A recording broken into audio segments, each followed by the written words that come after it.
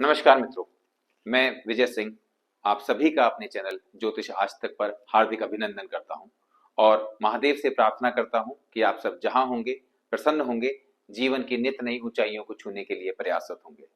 मित्रों, बहुत दिनों के बाद हम दोबारा से चैनल पर आए हैं और इस बार हमारा आने का उद्देश्य है आप सभी लोगों को कुंडली के संदर्भ में विशेष रूप से फंडामेंटल या बेसिक जानकारियां देना, जिसके माध्यम से आप अपनी कुंडली का विश्लेषण स्वयं कर सकेंगे एवं गोचरीय अवस्थाओं के दौरान ग्रह आपकी कुंडली में किस प्रकार काम कर रहे हैं या उनका फलादेश आपकी कुंडलियों में किस प्रकार रहेगा, इस सभी को आप स्वयं विश्लेषण करके जान सकेंगे।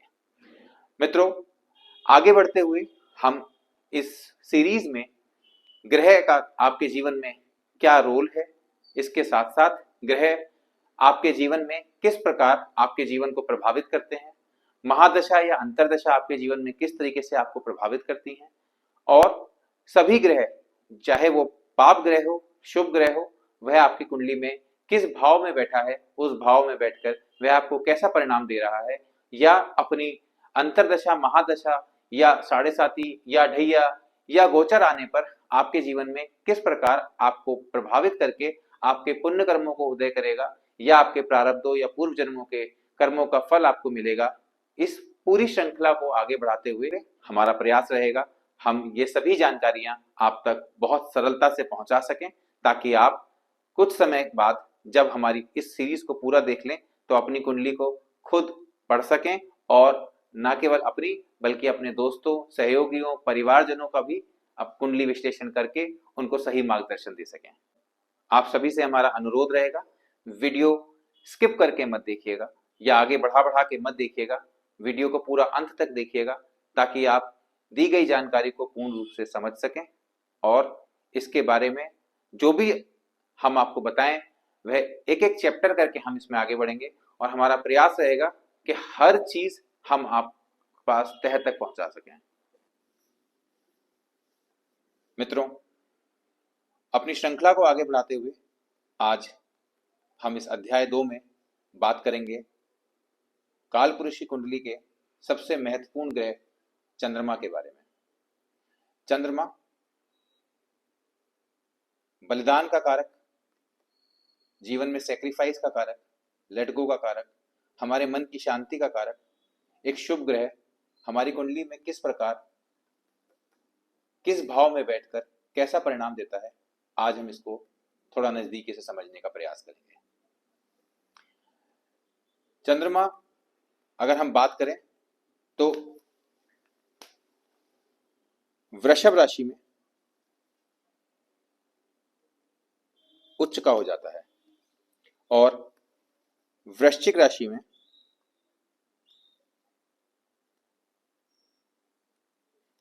नीच का हो जाता है, वहीं कर्क राशि में चंद्रमा स्वराशि का हो जाता है।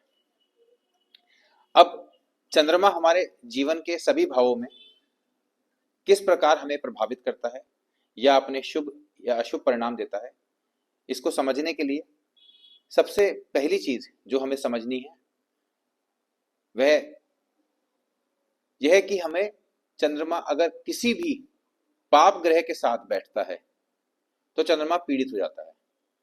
अब हम पाप ग्रहों की श्रृंखला में अगर बात करें तो हम किस किस ग्रह को पाप ग्रहों में कंसिडर करते हैं? मंगल, शनि, राहु व केतु। मुख्यतः इन चार ग्रहों को हम पाप ग्रहों में कंसिडर करते हैं। सूर्य को हम माइल्ड मेलेफिक ग्रह भी बोलते हैं या कम पाप ग्रह भी बोलते हैं, लेकिन अगर पूर्ण रूप से देखा जाए तो मंगल, शनि, राहु व केतु के साथ चंद्रमा किसी भी घर में अगर बैठा हो तो वहां चंद्रमा पीड़ित हो जाता है। अब चंद्रमा जब पीड़ित होता है तो व्यक्ति को मन को परेशान रखता है, व्यक्ति को डबल माइंडेड कर देता है, व्यक्ति की सोचने विचारने की क्षमताओं को प्रभावित करता है। तो आइए जानते हैं चंद्रमा हमारी कुंडली के सभी भावों में बैठकर किस प्रकार हमारे जीवन को अच्छे या बुरे परिणाम देता है। तो अगर कुंडली के प्रथम भाव में हम यहां एक साधारण भावों से कुंडली को स्पष्ट करते हैं,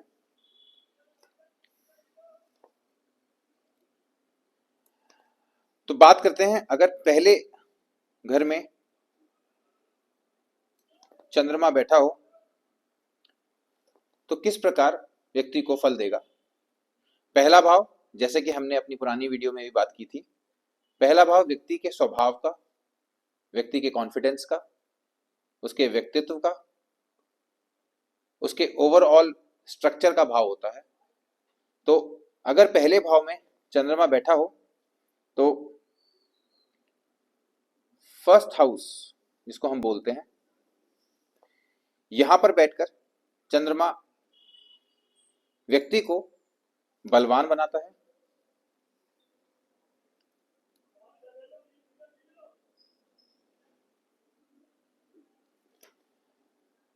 ऐश्वर्यशाली बनाता है,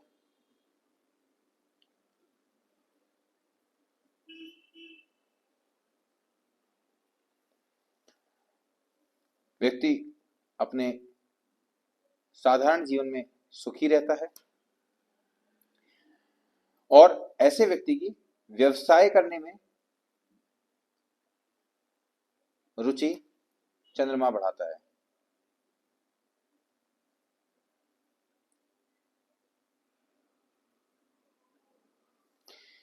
क्यों? क्योंकि चंद्रमा की दृष्टि की अगर हम बात करें तो चंद्रमा की 7वीं दृष्टि होती है, और यहां बैठकर चंद्रमा की 7वीं दृष्टि उसके जीवन साथी या दैनिक व्यवसाय के भाव पर पड़ती है, जहां पर अगर चंद्रमा दृष्टि डालता है तो ऐसे व्यक्ति को चंद्रमा धैर्यवान बनाता है और उसको प्रसिद्धि देता है, उसका स्वभाव बहुत शीतल बना देता है, और ऐसा व्यक्ति बहुत ज्यादा गुस्सा नहीं करता, क्योंकि चंद्रमा का स्वभाव ठंडा माना गया है। तो ऐसे व्यक्ति को गुस्सा बहुत कम आएगा। उसके अगर आप व्यवहार में देखेंगे तो उस व्यक्ति को अंदर किसी भी प्रकार का गुस्सा आपको देखने को नहीं मिलेगा, वो बहुत शालीन बना देगा। एक तरीके से अगर हम बात करें, शालीनता लाता है व्यक्ति के अंदर। और ऐसे व्यक्ति को अगर आप देखेंगे तो 30 वर्ष की आयु के बाद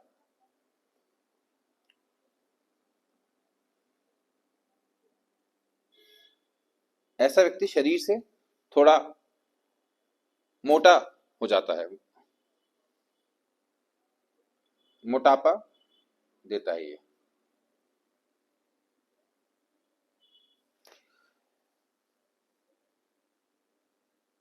ऐसा व्यक्ति गायन विद्या में प्रवीण होगा,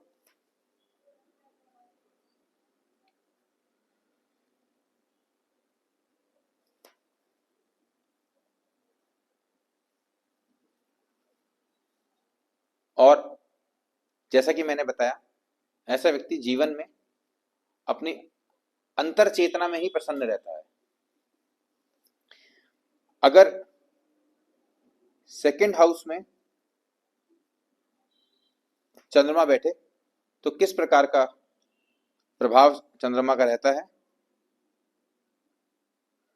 तो अगर मेष लगन का व्यक्ति है और उसकी दूसरे भाव में चंद्रमा बैठा है, या किसी भी लगन का व्यक्ति है और उसके दूसरे भाव में चंद्रमा बैठा है, तो दूसरा भाव चंद्रमा का खुद का घर माना गया है, और दूसरा भाव में बैठा हुआ चंद्रमा उच्च का हो जाता है, वृषभ राशि में बैठ जाता है।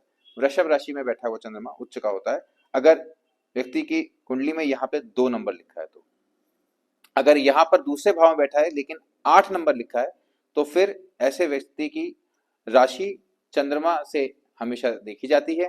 तो ऐसे व्यक्ति की राशि वृश्चिक होगी और यहाँ पर फिर चंद्रमा पीड़ित हो जाएगा, लेकिन अपने ही भाव में बैठने के कारण चंद्रमा का प्रभाव यहाँ पर व्यक्ति को अच्छा मिलेगा।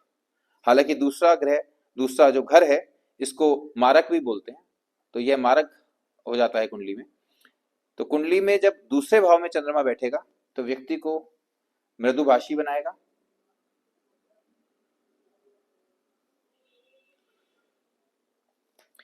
व्यक्ति भोग विलास में उसकी रुचि बढ़ा देगा।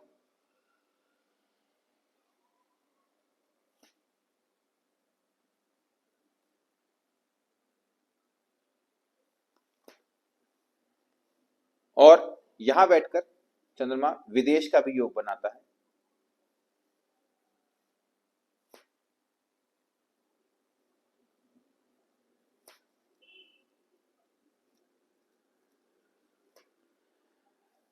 सहनशीलता व्यक्ति में बढ़ा देता है यहां बैठ के चंद्रमा।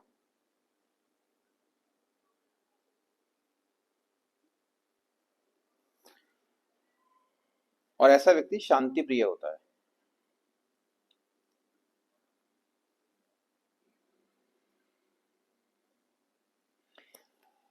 अब चूंकि चंद्रमा की 7वीं दृष्टि अष्टम भाव पर पड़ेगी, तो अष्टम भाव पर 7वीं दृष्टि पड़ने से कहीं ना कहीं चंद्रमा व्यक्ति को विकारग्रस्त बनाएगा, प्रमेय रोग भी दे सकता है, और ऐसा व्यक्ति जो आवश्यकता होंगी उससे अधिक कामी होगा, और कहीं ना कहीं थोड़ा सा बेवजह का स्वाभिमान प्रस्तुत करने का ऐसा व्यक्ति का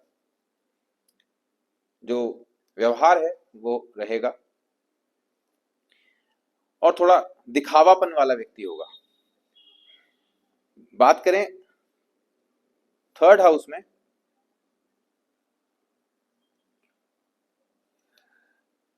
मित्रों जैसे हमने बात की थी 3rd हाउस पराक्रम का हाउस होता है, तो चंद्रमा तीसरे घर में बैठकर व्यक्ति को प्रसन्न रहने वाला बनाएगा।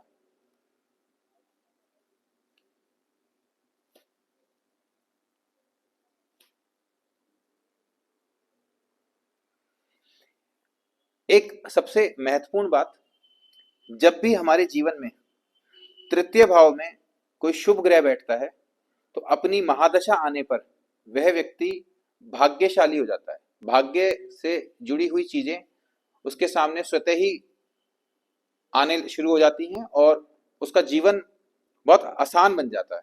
अगर यहीं पर व्यक्ति का पाप ग्रह बैठ जाए, मानिए कि यहाँ पर राहु, केतु, शनि या मंगल जैसा कोई ग्रह बैठे, तो ऐसे व्यक्ति को भाग्य तो साथ देगा लेकिन उसको परिश्रम बहुत करना पड़ेगा। और पाप ग्रह के बैठने के कारण ऐसे व्यक्ति को परिश्रम से उसका भाग्य उसके साथ चलेगा, किंतु वहीं दूसरी ओर अगर शुभ ग्रह गुरु, बुध, चंद्रमा, शुक्र ऐसा कोई ग्रह अगर यहाँ बैठता है तो वह व्यक्ति को उसकी महादशा या अंतरदशा आने पर अपने बहुत अच्छे परिणाम देना शुरू कर देता है। कम मेहनत करते ही व्यक्ति को बहुत अच्छा फल मिलना शुरू हो जाता है। तो तीसरे हाउस में अगर चंद्रमा बैठता है तो 3rd हाउस में बैठा हुआ चंद्रमा जो है वह 9th हाउस पे दृष्टि डालेगा। तो 9th हाउस पे दृष्टि अगर इसकी पड़ेगी तो व्यक्ति धार्मिक हो जाएगा। ऐसा व्यक्ति धार्मिक होता है। वहीं अगर बात की जाए तो सांसारिक जीवन में हालांकि उसको सफल होने में थोड़ी दिक्कतें आती हैं।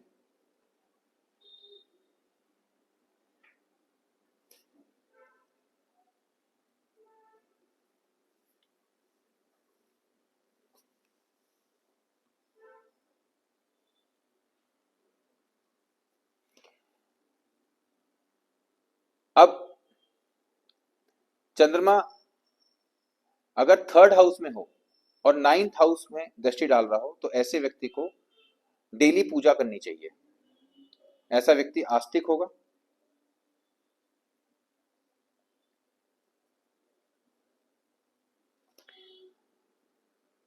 और जैसा मैंने बताया मृदुभाषी होगा।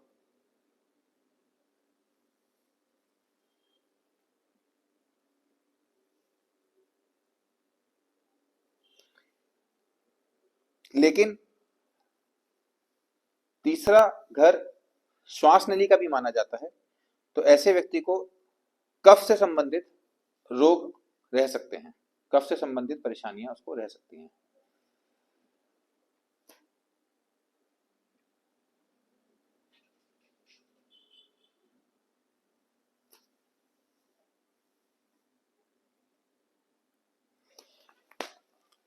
मित्रों, एक चीज जो सबसे महत्वपूर्ण है जिसका ध्यान हमें रखना चाहिए, जैसे कि मैंने आपको शुरुआत में बताया, अगर आपकी कुंडली में चंद्रमा पीड़ित है या चंद्रमा आपका किसी ऐसे पाप ग्रह के साथ बैठा है जहां पर अच्छे भाव में बैठने के बावजूद भी आपको अच्छे परिणाम नहीं दे रहा है, तो ऐसे व्यक्ति को बहते हुए जल के पास बैठकर थोड़ा समय व्यतीत करना चाहिए, या गंगा स्नान करना चाहिए, या उसको अपना घर ऐसे शहर में बनाना चाहिए जहां पर नदी हो या जहां पर समुद्र हो। ऐसी जगह पर, ऐसे शहर में ऐसा व्यक्ति अगर रहता है तो उसका चंद्रमा उसको बहुत अच्छे परिणाम वहां पर देता है। आगे बढ़ते हैं। फोर्थ हाउस, फोर्थ हाउस जो कि मन का कारक माना गया है, माता का कारक भी माना गया है, और चंद्रमा को अगर हम दो हिस्सों में तोड़ें तो ये भी माँ हमें यहाँ पे शब्द मिलता है। और जैसे कि मैंने बताया कि चौथा हाउस भी चंद्रमा का हाउस हो जाता है, क्योंकि ये कर्क राशि से जुड़ा हुआ घर है। तो यहां पर अगर चंद्रमा बैठता है तो ये चंद्रमा का अपना घर है, तो यहां बैठने पर चंद्रमा व्यक्ति को कर्क राशि में अगर चंद्रमा है तो बहुत अच्छे परिणाम देगा। ऐसा व्यक्ति दानी प्रवृत्ति का होगा।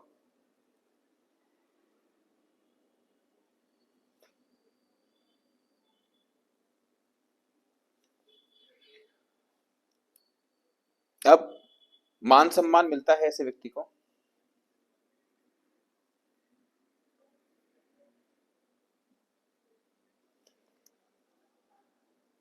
उदार व परोपकारी होगा ऐसा व्यक्ति।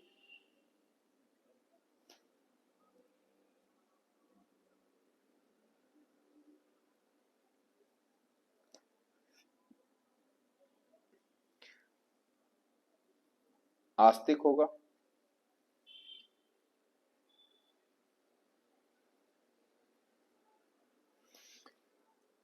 और झगड़ों से बचने वाला होगा। लेकिन वहीं जैसा कि मैंने बताया था,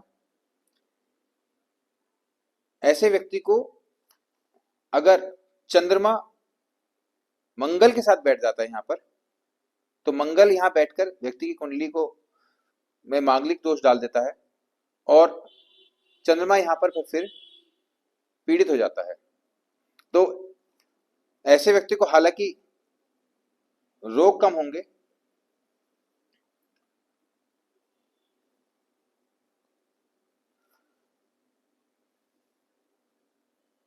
और ऐसे व्यक्ति को जल से खतरा बना रहेगा।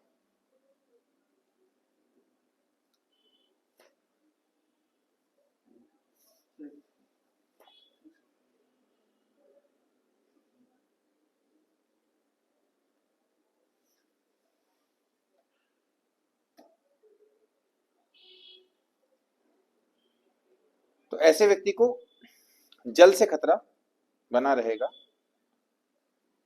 तो ऐसे व्यक्ति को कोशिश करनी चाहिए कि वह स्विमिंग पूल इत्यादि में या गहरे जल में ना जाए। और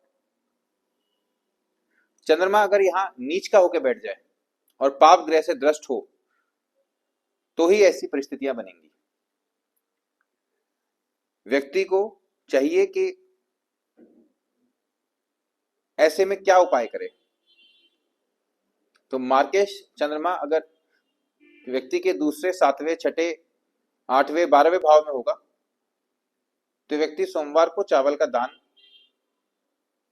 करे और महीने में एक बार अपने अशुभ चंद्रमा की शांति के लिए उसको यह दान देना चाहिए। और पानी व्यर्थ ना करे। घर में अगर उसके टंकियां लीक हो रही हैं तो कोशिश करे कि पानी की व्यर्थता उसके जीवन में ना हो। बात करते हैं, अगर फिफ्थ हाउस में चंद्रमा होगा तो जीवन में कैसा प्रभाव होगा।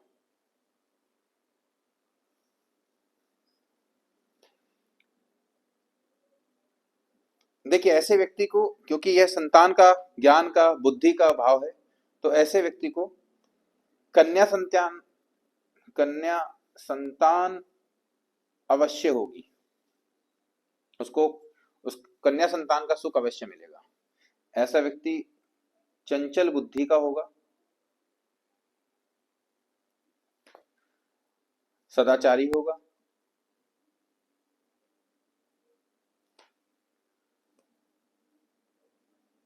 क्षमाशील होगा,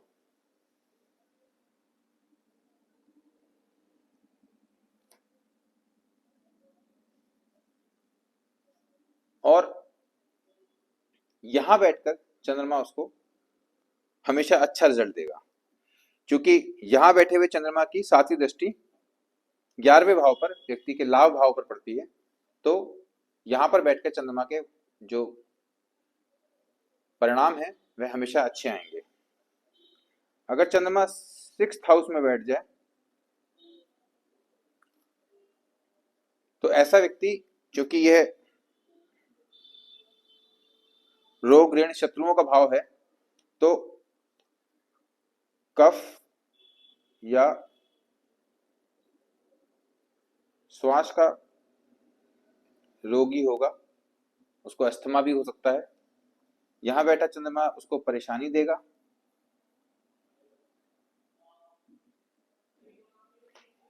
ऐसा व्यक्ति खर्चीला होगा,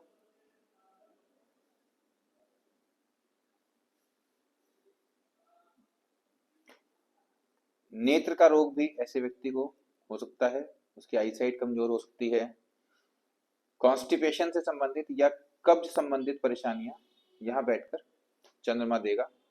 और खर्चे यहां बैठकर चंद्रमा बढ़ाएगा, क्योंकि अपनी सातवीं दृष्टि से 12वें भाव को, जो कि व्यय, हानि, अपयश इत्यादि का भाव होता है, तो खर्च बढ़ाएगा। वहीं अगर बात करें 7th हाउस की, अगर 7th हाउस में चंद्रमा बैठा है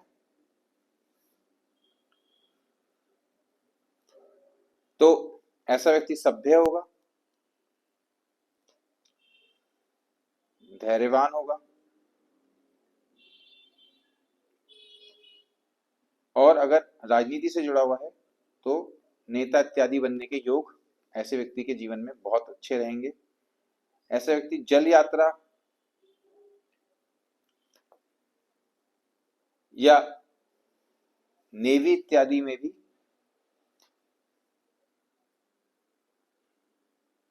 आसानी से जा सकता है, उसका योग बहुत अच्छा बनता है। ऐसा व्यक्ति स्फूर्तिवान होगा,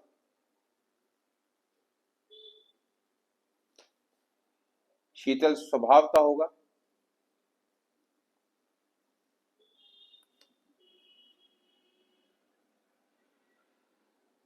प्रसिद्धि इत्यादि अगर बात करें, प्रसिद्धि या ख्याति ऐसे व्यक्ति के जीवन में बहुत ज्यादा होगी। और अगर ऐसा व्यक्ति वकालत या व्यापार इत्यादि भी करता है तो उसमें सफल होगा।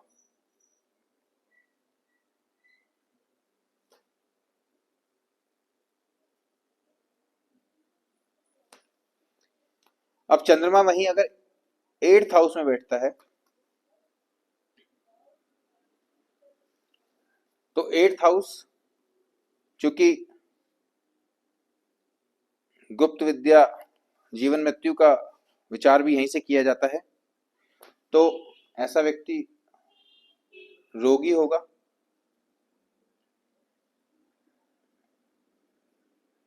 विकारग्रस्त भी हो सकता है।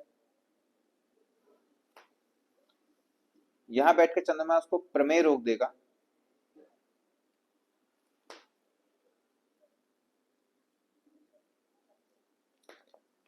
ऐसा व्यक्ति आवश्यकता से अधिक कामी होगा,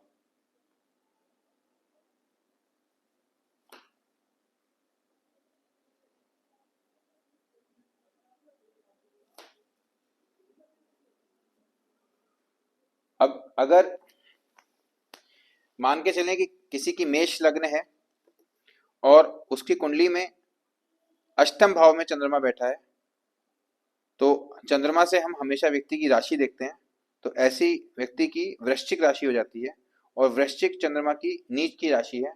तो अष्टम भाव में बैठा हुआ चंद्रमा और नीच के भाव में बैठा हुआ चंद्रमा व्यक्ति को परेशानियां अवश्य ही देगा। ऐसा व्यक्ति, अगर हम बात करें तो व्यापार में अचानक हानि,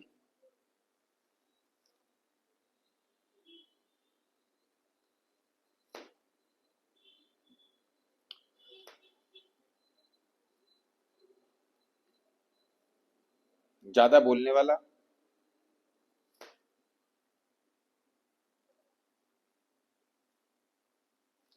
जिसको हम वाचाल भी कहते हैं, इसको बेवजह का स्वाभिमान प्रस्तुत करने वाला,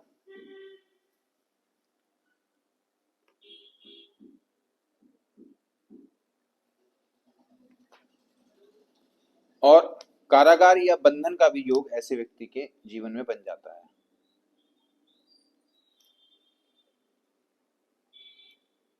अब ऐसा नहीं है कि हर व्यक्ति कारागार जाएगा, लेकिन वह अपने द्वारा किए गए किसी भी कार्य में, अपनी व्यापार में या अपने जीवन में जल्दबाजियों के कारण किसी ऐसे बंधन में बन जाता है जो उसको कहीं ना कहीं जीवन में पीड़ित करे। ऐसा व्यक्ति ईर्ष्या,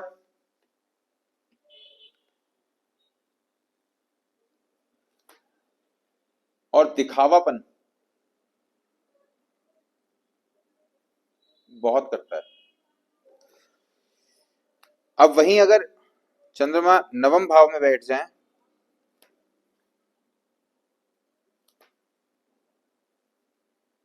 तो कैसा परिणाम रहेगा? ऐसा व्यक्ति धार्मिक होगा,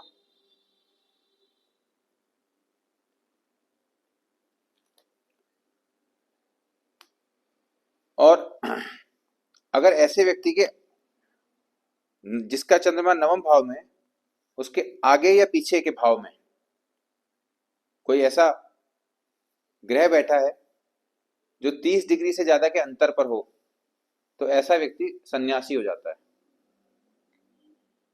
हालांकि ऐसा व्यक्ति नित्य पूजा नहीं कर पाता, नित्य पूजा नहीं कर पाएगा,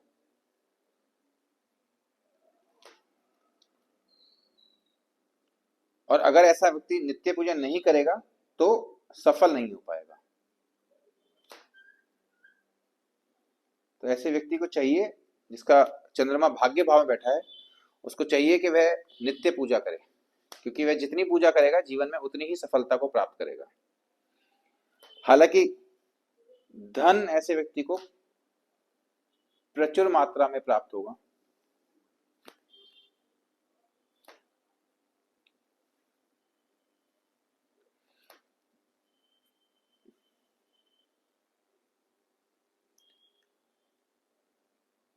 और ऐसा व्यक्ति प्रवास प्रिय होता है, और ऐसे व्यक्ति का मंदिर इत्यादि में या नदी के आसपास बहुत मन लगता है।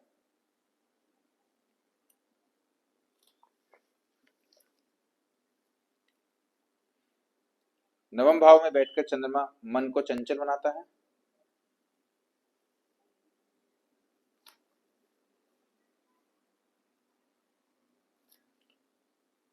ऐसा व्यक्ति साहसी होता है,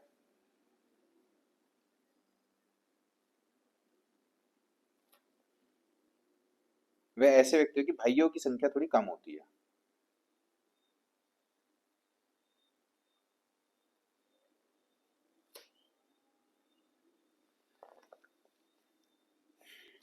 अब अगर चंद्रमा 10th हाउस में बैठे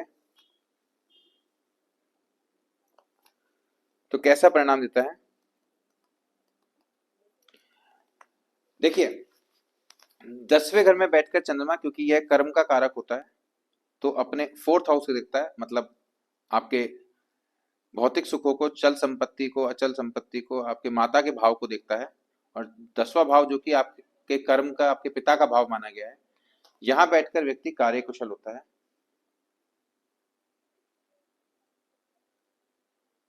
अगर आपका चंद्रमा यहाँ बैठा है तो ऐसा व्यक्ति आप देखेंगे कि कार्यकुशल होगा, दक्ष होता है, निर्मल हृदय का होता है और कार्यपरायण होता है।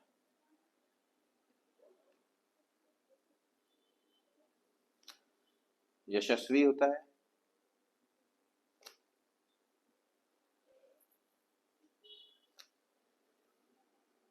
व्यापारी भी हो सकता है, विद्वान होगा,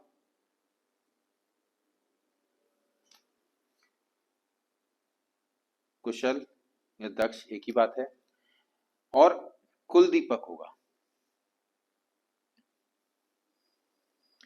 यहां बैठकर चंद्रमा कुल दीपक का योग बनाता है।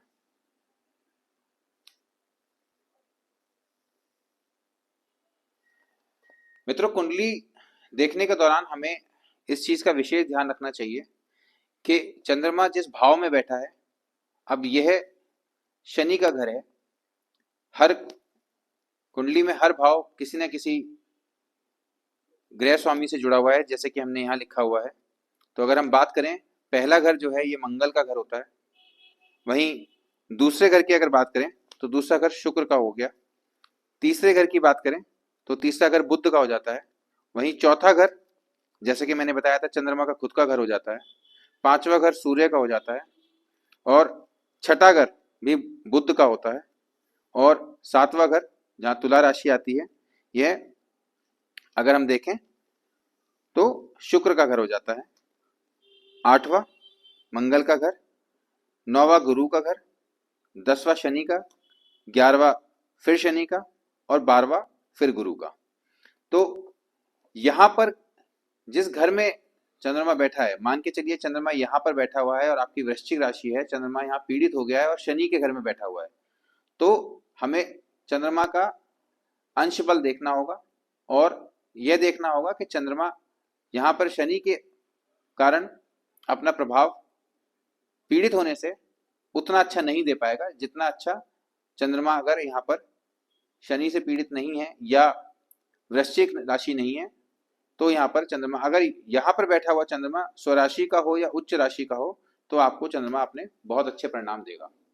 तो कभी कभी हमें लगता है कि हमारी कुंडली जो है, इसमें प्रभाव जो है राशियों का, वो वैसा क्यों नहीं आ रहा। तो वह उसके पीछे सबसे बड़ा कारण जो होता है वो यही होता है। बात कर लेते हैं 11th हाउस की।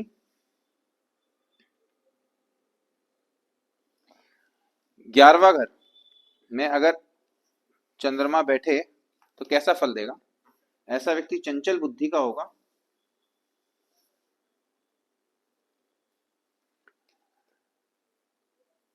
और गुणग्रही होगा, मतलब गुणों को लेने वाला होगा। ऐसा व्यक्ति संतान व संपत्ति से प्रसन्न होगा।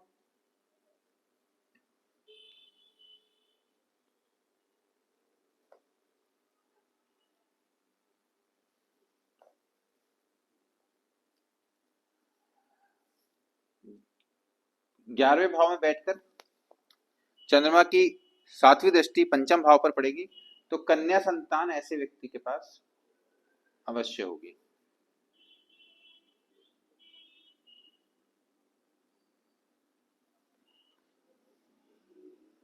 ऐसा व्यक्ति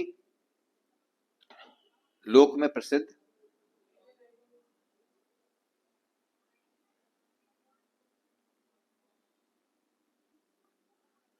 मंत्र वेद इत्यादि का ज्ञाता,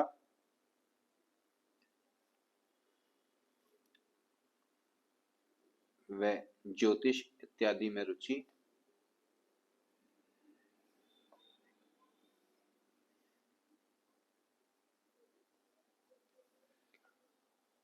और परदेश प्रिय,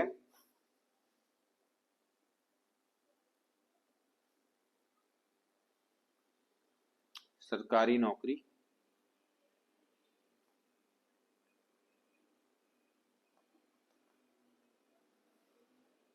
का भी यहाँ पर योग बन जाता है।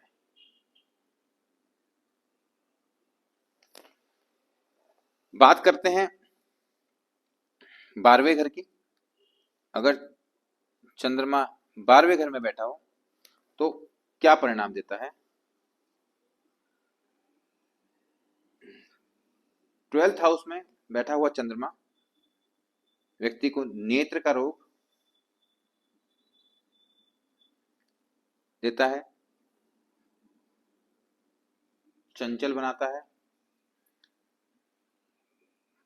कफ रोग इत्यादि भी दे देता है, क्रोधी बना देता है, व्यक्ति अकेला रहना पसंद करता है,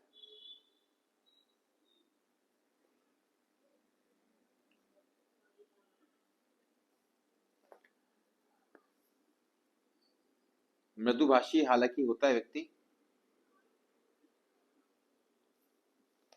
लेकिन यहां बैठकर खर्चे बढ़ा देता है।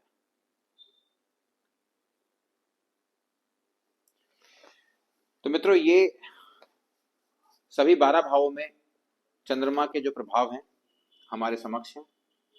तो अगर हम बात करें कि किन किन घरों में चंद्रमा हमें अच्छा प्रभाव देगा, तो फर्स्ट हाउस में चंद्रमा हमें बहुत अच्छे प्रभाव देता है, सेकंड हाउस में चंद्रमा हमें बहुत अच्छे प्रभाव देता है, थर्ड हाउस में चंद्रमा हमें बहुत अच्छे प्रभाव देता है, फोर्थ हाउस में तो हमें बहुत ही अच्छे प्रभाव मिलते हैं, फिफ्थ हाउस में भी चंद्रमा हमें अच्छे प्रभाव देता है, सेवेंथ हाउस में भी चंद्रमा हमें अच्छे प्रभाव देता है, नाइन्थ हाउस में भी चंद्रमा हमें अच्छे प्रभाव देता है, 10th हाउस में भी चंद्रमा अच्छे प्रभाव देता है, और 11th हाउस में भी चंद्रमा अच्छे प्रभाव देता है। खासकर 8th हाउस, 6th हाउस और 12th हाउस, इन 3 घरों में या चंद्रमा किसी भी पाप ग्रह से दृष्ट हो या किसी पाप ग्रह के साथ युति में बैठा हो, तब चंद्रमा के प्रभावों में फर्क आ जाता है। अगर ऐसी परिस्थितियां हमारी कुंडली में बनती हैं तो हमें क्या उपाय करने चाहिए? हमें अपने वजन के बराबर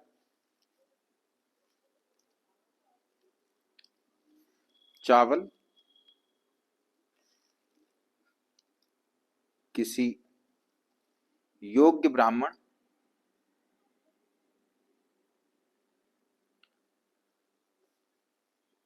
को सोमवार के दिन